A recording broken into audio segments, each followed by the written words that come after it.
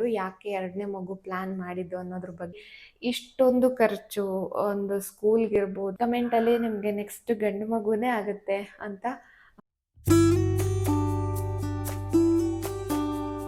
ನಮಸ್ಕಾರ ಸ್ನೇಹಿತರೆ, welcome back to ಖುಷಿ ವ್ಲಾಗ್ಸ್. ಎಲ್ಲರೂ ಹೇಗಿದ್ದೀರಾ?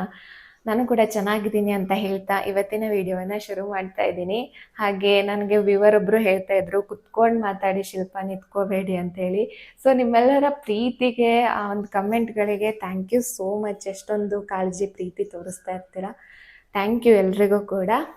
ಹಾಗೆ ಇವತ್ತಿನ ವ್ಲಾಗಲ್ಲಿ ನಾನು ಒಂದು ಮಗು ಸಾಕು ಅಂತ ನಿರ್ಧಾರ ಮಾಡಿದವರು ಯಾಕೆ ಎರಡನೇ ಮಗು ಪ್ಲ್ಯಾನ್ ಮಾಡಿದ್ದು ಅನ್ನೋದ್ರ ಬಗ್ಗೆ ಹೇಳೋಣ ಅಂತ ಅಂದ್ಕೊಂಡೆ.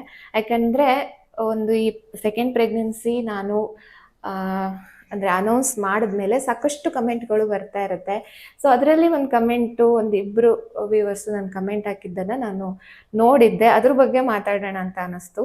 ಏನಂದರೆ, ನಮಗೂ ಕೂಡ ಸೆಕೆಂಡ್ ಬೇಬಿ ಬೇಕು ಅಂತ ಆಸೆ ಇದೆ. ಬಟ್ ಈ ಬೆಂಗಳೂರಲ್ಲಿ ಇಷ್ಟೊಂದು ಖರ್ಚು, ಒಂದು ಸ್ಕೂಲ್ಗಿರ್ಬೋದು ಅಥವಾ ಎಷ್ಟೊಂದು ಎಕ್ಸ್ಪೆನ್ಸಸ್ ಇರುತ್ತೆ. ಸೊ ಆ ಒಂದು ಕಾರಣದಿಂದ ನಾವು ಎರಡನೇ ಮಗುನ ಮಾಡ್ಕೊಂಡಿಲ್ಲ ಅಂಥೇಳಿ.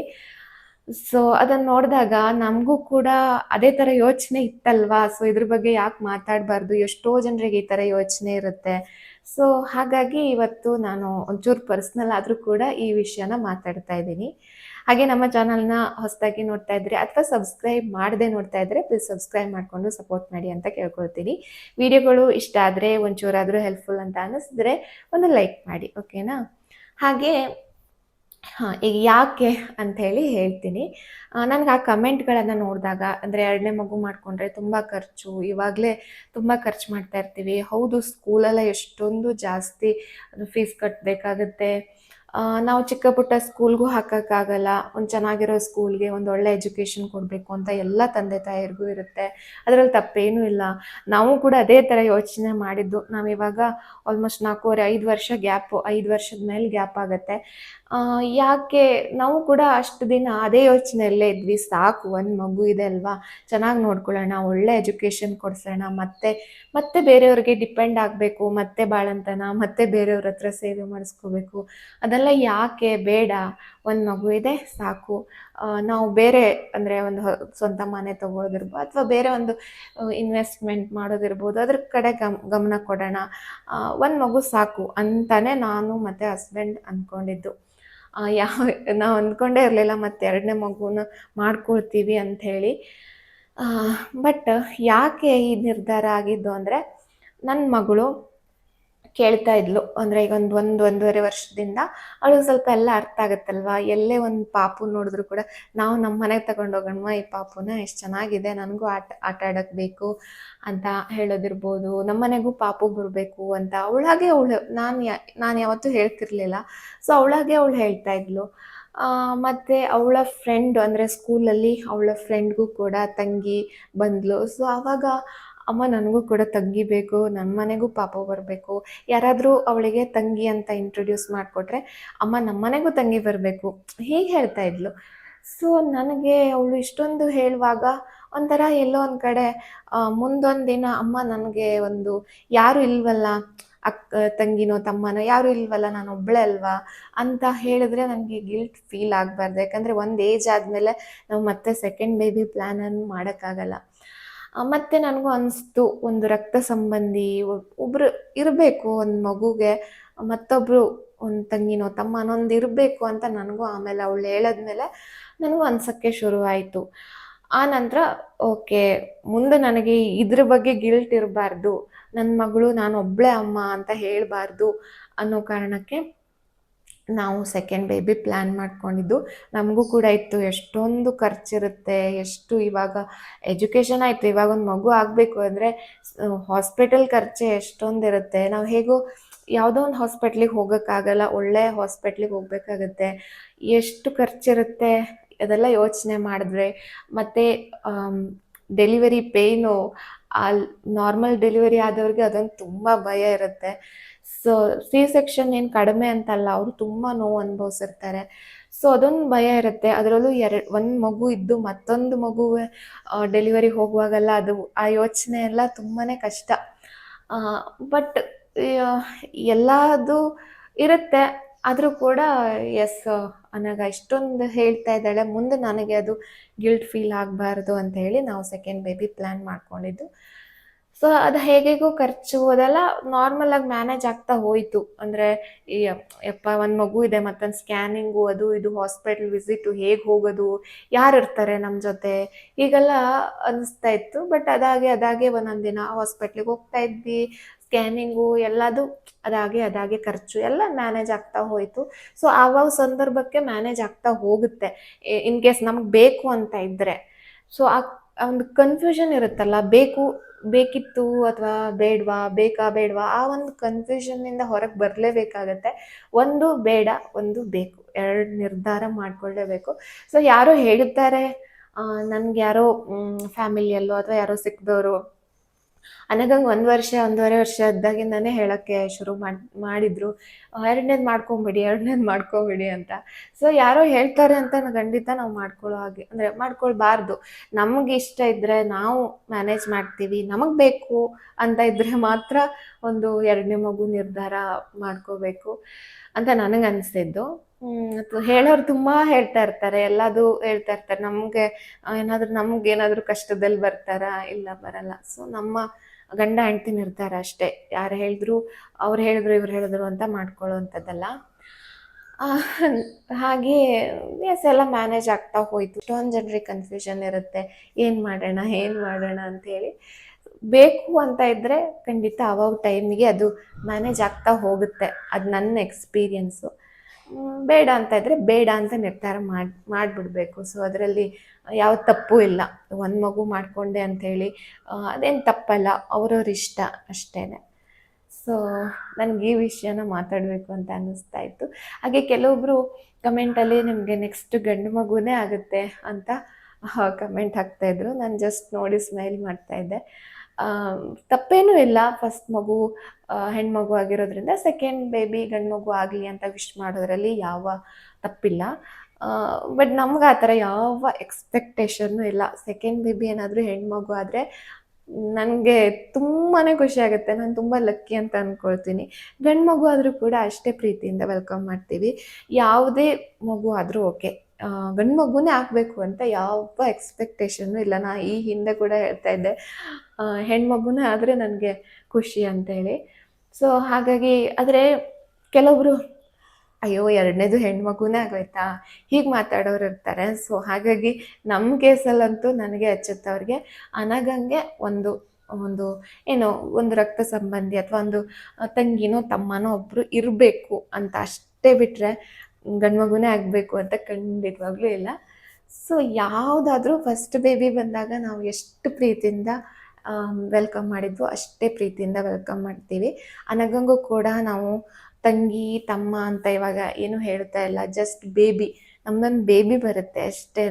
ಸೊ ನಾವು ಒಂದು ಜೆಂಡರ್ಗೆ ತಂಗಿ ಅಂತ ಹೇಳ್ತಾ ಇದ್ರೆ, ಸೊ ತಂಗಿ ಆಗಿಲ್ಲ ಅಂದರೆ ಅವರಿಗೆ ಒಂದು ರಿಜೆಕ್ಷನ್ ಬರಬಾರ್ದು. ಸೊ ಅದಕ್ಕೋಸ್ಕರ ನಮ್ದೊಂದು ಪುಟ್ಟ ಪಾಪು ಬರುತ್ತೆ ಅಥವಾ ಬೇಬಿ ಬರುತ್ತೆ ಅಷ್ಟೇ. ಸೊ ಅದು ಯಾವುದೇ ಆಗಿರಲಿ ನಾವು ಅಷ್ಟೇ ಪ್ರೀತಿಯಿಂದ ವೆಲ್ಕಮ್ ಮಾಡ್ತೀವಿ. ಯಾವುದೇ ಎಕ್ಸ್ಪೆಕ್ಟೇಷನ್ ಇಲ್ಲ. ಲಾಸ್ಟ್ ಟೈಮ್ ನಾನು ಹೆಣ್ಮಗು ಅಂತ ತುಂಬ ಆಸೆ ಪಡ್ತಾ ಇದ್ದೆ. ಬಟ್ ಈ ಸಲ ನಾನು ಆ ಥರ ಮಾಡೇ ಇಲ್ಲ. ಯಾವುದಾದ್ರೂ ಅಷ್ಟೇ ಪ್ರೀತಿಯಿಂದ ವೆಲ್ಕಮ್ ಮಾಡ್ತೀವಿ ಅಂತ. ಸೊ ಹೀಗೆ ಒಂದಷ್ಟು ವಿಚಾರಗಳು ತಲೆಯಲ್ಲಿ ಬರ್ತಾ ಇರುತ್ತೆ, ಕಮೆಂಟಲ್ಲಿ ಬರ್ತಾ ಇರುತ್ತೆ. ಅದನ್ನು ಒಂಚೂರು ಹೇಳೋಣ ಅಂತ ಅನ್ನಿಸ್ತು, ನಾನು ಇದನ್ನು ಶೇರ್ ಮಾಡಿದ್ದೀನಿ. ಇಷ್ಟೇ ಹೇಳ್ದ ನನ್ನ ಡೈಲಿ ವ್ಲಾಗನ್ನು ನಾನು ಇಲ್ಲಿ ಕಂಟಿನ್ಯೂ ಮಾಡ್ತೀನಿ. ಮಧ್ಯಾಹ್ನದ ಅಡುಗೆ ಸಮಯ. ನಾನಿವಾಗ ಪಾಲಕ್ ಪನ್ನೀರು ಹಾಗೆ ಸೌತೆಕಾಯಿ ಹಸಿ ಅನ್ನ ಮಾಡೋಣ ಅಂತ ಅಂದ್ಕೊಂಡೆ. ಪಾಲಕ್ ಪನ್ನೀರ್ ಮಾಡಿಕೊಂಡ್ರೆ ಸಂಜೆ ಜೋಳದ ರೊಟ್ಟಿ ತೊಗೊಂಬಂದರೆ ಚೆನ್ನಾಗಾಗುತ್ತೆ ಅಂತೇಳಿ ಪ್ಲ್ಯಾನ್ ಮಾಡ್ಕೊಂಡಿದ್ದೆ. ಪಾಲಕ್ಕು ಮತ್ತು ಪನ್ನೀರ್ ಎರಡೂ ಕೂಡ ನಾನು ಅಕ್ಷಯಕಲ್ಪದಿಂದ ತರಿಸ್ತೀನಿ. ಬೆಳಗ್ಗೆ ಹಾಲು ಬರುತ್ತಲ್ಲ ಆವಾಗೆ ಹಾಕಿ ಹೋಗ್ತಾರೆ, ರಾತ್ರಿ ಆರ್ಡ್ರ್ ಮಾಡಿಕೊಂಡ್ರೆ.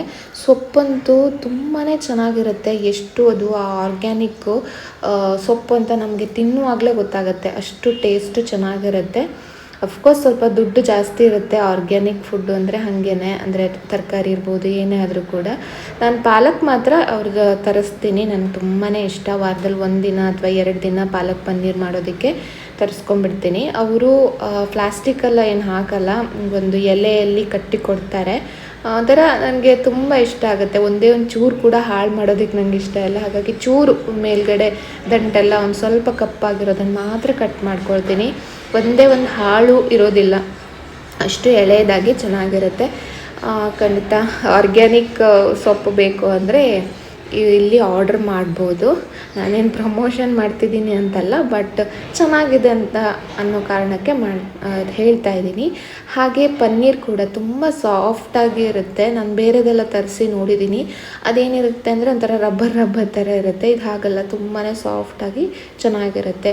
ಅಂದರೆ ಇವ್ರ ಹತ್ರನೇ ತರಿಸ್ಬೇಕು. ಅಕ್ಷಯಕಲ್ಪದ್ದು ಬೇರೆ ಕಡೆಯಿಂದ ತರಿಸಿದ್ರೆ ಅವ್ರು ತುಂಬ ದಿನ ಸ್ಟೋರ್ ಮಾಡಿ ಇಟ್ಕೊಳ್ಳೋದ್ರಿಂದ ಅದು ಕೂಡ ಸ್ವಲ್ಪ ಗಟ್ಟಿಯಾಗಿರುತ್ತೆ. ಇವ್ರ ಹತ್ರ ತರಿಸಿದ್ರೆ ಇವ್ರು ಫ್ರೆಶ್ ಆಗಿ ಸೆಲ್ ಮಾಡ್ತಾರೆ. ಹಾಗಾಗಿ ತುಂಬ ಮೈಲ್ಡಾಗಿ ಪಾಲಕ್ ಪನ್ನೀರ್ ಮಾಡ್ತೀನಿ. ಎಣ್ಣೆ ಹಾಕಿ ನಾನು ಈರುಳ್ಳಿ, ಟೊಮೆಟೊ, ಹಸಿಮೆಣಸು, ಬೆಳ್ಳುಳ್ಳಿ ಹಾಗೆ ಶುಂಠಿನೆಲ್ಲ ಹುರ್ಕೊಂಡೆ. ಒಂದೇ ಚೂರು ಬೇಕಾದ್ರೆ ಚಕ್ಕೆ ಹಾಗೆ ಲವಂಗ ಅದೆಲ್ಲ ಹಾಕಿ ಹುರ್ಕೋಬೋದು. ಮತ್ತು ಬೇಕಿದ್ದರೆ ಗೋಡಂಬಿ ಎಲ್ಲ ನೆನೆ ಹಾಕಿ ರುಬ್ಬೋದಕ್ಕೆ ಹಾಕ್ಬೋದು. ಅಷ್ಟು ಹುರಿದಿಟ್ಕೊಂಡು ನಂತರ ಪಾಲಕ್ ಕೂಡ ನಾನು ಸ್ವಲ್ಪ ನೀರಲ್ಲಿ ಬೇಯಿಸ್ಕೊಂಡಿದ್ದೆ. ಹಾಗೆ ಒಂದಷ್ಟು ಮೊಳಕೆ ಕಾಳು ಮಾಡಿ ಇಟ್ಕೊಂಡಿದ್ದೆ, ಅದನ್ನು ಒಂದಷ್ಟು ಸಲಾಡ್ಗೆ ಹಾಕ್ಕೊಂಡೆ, ಇನ್ನೊಂದಷ್ಟು ಸ್ಟೋರ್ ಮಾಡಿ ಇಟ್ಕೊಳ್ತೀನಿ. ಪನ್ನೀರು ತುಂಬ ಚೆನ್ನಾಗಿ ಸಾಫ್ಟಾಗಿ ಕಟ್ ಮಾಡೋದಕ್ಕೆ ಬರುತ್ತೆ. ಮತ್ತು ಇದು ಗಟ್ಟಿ ಇರೋದಿಲ್ಲ, ಸ್ವಲ್ಪ ಬಿಡಿ ಆಗಿಬಿಡುತ್ತೆ, ಅಷ್ಟು ಸಾಫ್ಟ್ ಇರುತ್ತೆ ಇದು.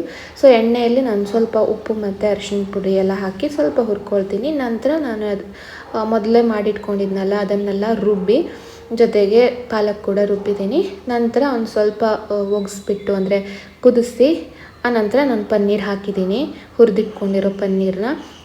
ರುಚಿಗೆ ತಕ್ಕಷ್ಟು ಉಪ್ಪು, ಬೇಕಿದ್ದರೆ ಒಂಚೂರು ಧನಿಯಾ ಪುಡಿ ಮತ್ತು ಗರಂ ಮಸಾಲೆ ಎಲ್ಲ ಹಾಕ್ಕೋಬೋದು. ನಾನು ಮಸಾಲೆ ಜಾಸ್ತಿ ಹಾಕೋದಿಲ್ಲ ಇವಾಗ, ಹಾಗಾಗಿ ಮತ್ತೇನು ಹಾಕಿಲ್ಲ ನಾನು.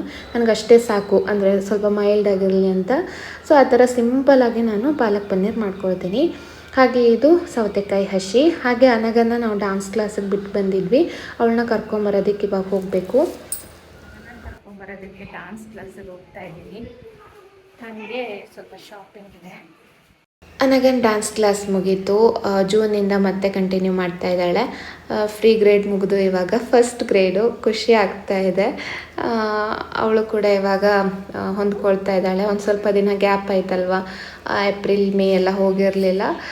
ಹಾಗೆ ಒಂದಷ್ಟು ಶಾಪಿಂಗು, ಅನಗನ್ ಸ್ಕೂಲ್ಗೆ ಹೋಗೋದಕ್ಕೆ ಬೇಕಿತ್ತು, ಶೂಸ್ ಬೇಕಿತ್ತು, ಮತ್ತು ಇದು ಶಾರ್ಟ್ಸ್ ಅಥವಾ ಟೈಟ್ಸು ಆ ಥರದ್ದೆಲ್ಲ ಬೇಕಿತ್ತು. ಯೂನಿಫಾರ್ಮ್ ಹಾಕಿದಾಗ ಈ ಥರದ್ದು ನಾನು ಹಾಕ್ತೀನಿ ಅವಳಿಗೆ.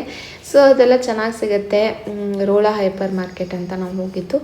ಅಲ್ಲಿ ಅವಳಿಗೆ ಆ ಚಪ್ಪಲೆಲ್ಲ ಕಂಡ್ರೆ ಅವಳಿಗೆ ಒಂಥರ ಬೇಕು ಅಂತ ಹೇಳೋಕ್ಕೆ ಶುರು ಮಾಡಿಬಿಡ್ತಾಳೆ. ಕಲರ್ ಆಗಿರುತ್ತಲ್ಲ, ಸೊ ಅದನ್ನೆಲ್ಲ ಏನು ತೊಗೊಂಡಿಲ್ಲ. ಆನಂತರ ಒಂದಷ್ಟು ಬೇರೆ ಏನಾದರೂ ಬೇಕಾ ಅಂತ ನೋಡೋದಕ್ಕೆ ಬಂದಿದ್ವಿ. ಮತ್ತು ಇಲ್ಲಿ ತರಕಾರಿ ಹೇಗೆ ಅಂದರೆ ಸ್ವಲ್ಪ ಕೇರಳ ಸ್ಟೈಲು, ಅಂದರೆ ನಮಗೇನು ಅನಿಸುತ್ತೆ ಅಂದರೆ ಮಲೆನಾಡು ಸ್ಟೈಲು ತರಕಾರಿ ಸಿಗುತ್ತೆ ಅಂತ ಅನಿಸುತ್ತೆ. ಕೆಲವು ಸಲ ಆಮಟೆಕಾಯಿ ಮತ್ತು ಹಲಸಿನಕಾಯಿ ಹೋಳುಗಳನ್ನೆಲ್ಲ ಮಾಡಿರ್ತಾರೆ. ಕೆಸು ಸಿಗುತ್ತೆ, ಅಂದರೆ ಕೆಸುವಿನ ಗೆಡ್ಡೆ ಅದೆಲ್ಲ ಸಿಗುತ್ತೆ. ಸೊ ಚೆನ್ನಾಗಿದೆ. ಒಂದೊಂದು ಸಲ ನಾವು ಇಲ್ಲಿ ಹೋಗಿ ನಮಗೆ ಬೇಕಾದ ತರಕಾರಿನ ತೊಗೊಂಡು ಬರ್ತೀವಿ. ಸ್ವಲ್ಪ ದೂರನೇ ಆದರೂ ಕೂಡ ಹೋಗ್ತಿರ್ತೀವಿ. ಹಾಗೆ ಇಲ್ಲೊಂದು ಪುಟ್ಟ ಫಿಶ್ ಎಲ್ಲ ಹಾಕಿಟ್ಟಿದ್ರು. ಅನಾಗ ತೊಗೊಂಡೋಗೋಣ ಮನೆಗೆ ಅಂತ ಕೇಳ್ತಾಯಿದ್ಲು. ಬೇಡ ಅಂತ ಬಂದೆ. ಇದೆಲ್ಲ ಇಷ್ಟ ಆಗುತ್ತೆ, ಬಟ್ ನಾವು ಮನೆಯಲ್ಲಿ ಅದೇನಾದರೂ ಸತ್ತೆಲ್ಲ ಹೋದರೆ ತುಂಬ ಬೇಜಾರು, ಹಾಗಾಗಿ ನಾವು ತರೋದಿಲ್ಲ. ಹಾಗೆ ಊಟ ಆಲ್ರೆಡಿ ನಾನು ಅಡುಗೆ ಮಾಡಿ ಇಟ್ಟು ಹೋಗಿದ್ನಲ್ಲ, ಹಸಿ ಮಾಡಿದ್ದೆ ಮತ್ತು ಸಲಾಡ್ ಮಾಡಿದ್ದೆ. ಹಾಗೆ ಪಾಲಕ್ ಪನ್ನೀರ್ ಸಖತ್ತಾಗಿತ್ತು. ನನಗಂತೂ ತುಂಬ ಇಷ್ಟ. ಯಾರಿಗೆಲ್ಲ ಇಷ್ಟ ಅಂತ ಕಮೆಂಟ್ ಮಾಡಿ. ಹಾಗೆ ರೆಡ್ ರೈಸು ಊರಿಂದ ತಂದಿರೋದು. 2:30 ಆಗಿಬಿಡ್ತು. ಎಲ್ಲ ಶಾಪಿಂಗ್ ಮುಗಿಸ್ಕೊಂಡು ಬಂದ್ವಿ. ಎಲ್ಲ ಅಡುಗೆ ಮಾಡಿ ಇಟ್ಟೋಗಿದ್ನಲ್ಲ, ಇವಾಗ ಆರಾಮಾಗಿ ಊಟ ಮಾಡ್ಬೋದು. ಸೊ ಇವಾಗ ಆರಾಮಾಗಿ ಊಟ ಮಾಡ್ತೀವಿ, ಆಮೇಲೆ ನಾನು ಕಂಟಿನ್ಯೂ ಮಾಡ್ತೀನಿ. ಮಳೆ ಬರ್ತಾ ಇದೆ, ಬಂತು ಮಳೆ.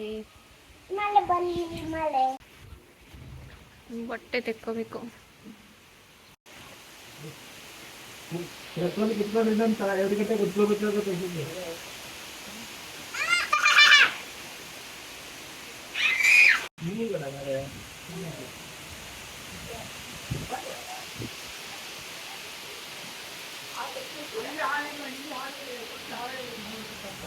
ಒಳ್ಳೆ ಮಳೆ ಬರ್ತಾ ಇದೆ ಹಾಗೆ ಇದು ನೆಕ್ಸ್ಟ್ ಡೇ ಮಾರ್ನಿಂಗ್ ನಾನು ದೋಸೆ ಮಾಡೋಣ ಅಂತ ಬಂದಿದ್ದೀನಿ. ಹಾಗೆ ಅನ್ನ, ಸಾಂಬಾರು, ಪಲ್ಯ ಎಲ್ಲ ಮಾಡಿದ್ದೆ.